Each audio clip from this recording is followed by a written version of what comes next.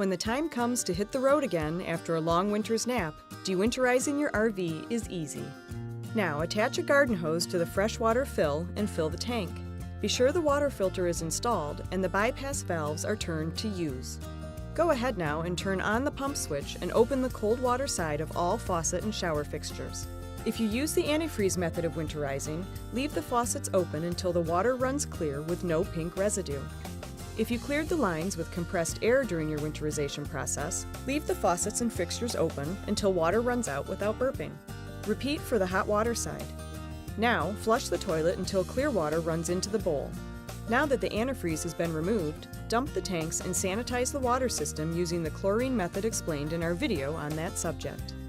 If a water filtering system is installed, drain the lines, remove the assembly, clean and reinstall using a new filter.